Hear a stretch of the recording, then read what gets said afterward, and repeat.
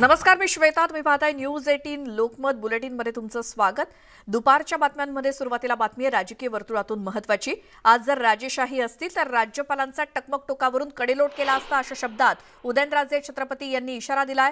जोपर्यंत राज्यपालांना हटवलं जात नाही तोपर्यंत स्वस्थ बसणार नाही असा इशारा देत राज्यव्यापी दौऱ्याची त्यांनी घोषणा केली. तर वेळप्रसंगी आझाद मैदानावरती धडक देणार असल्याचं देखील उदयनराजेंनी रायगडावरून सांगितलं.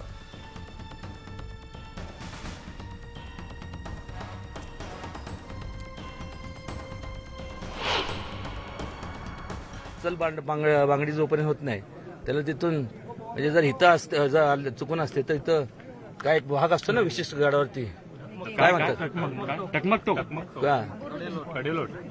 ते झालं असतं. एवढं विकृतीकरांनी त्याच्या व्याख्याच बदलली सर्व धर्म समभावाची. वैयक्तिक स्वार्थ पुढे आणला जातो. समाजाचं हित जे जोपासण्याचा जो विचार छत्रपती शिवाजी महाराजांचा होता तो कुठं पाहायला मिळत नाही. त्यामुळे जाती धर्म वेगवेगळ्या जातीमध्ये तेढ निर्माण झालेला पाहायला मिळतो. त्यामुळेच त्या काळात 3 तुकडे झाले. आज जवळपास 30 तुकडे व्हायला किती वेळ लागणार आणि होता कामा नाही. उदयनराजे भोसले हे रायगडावरती गेले असता त्यांनी आक्रमक भूमिका घेतली आणि राज्यपालांविरोधात खरमरीत वक्तव्य सुद्धा केलं. संपूर्ण महाराष्ट्राचा दौरा देखील उदयनराजे भोसले करणार आहेत आणि राजेशाही असते तर टकमक टोकावरून ढकलून दिलं असतं, असा थेट इशारा उदयनराजे भोसलेंनी राज्यपालांसंदर्भात केलेल्या विधानादरम्यान केलाय.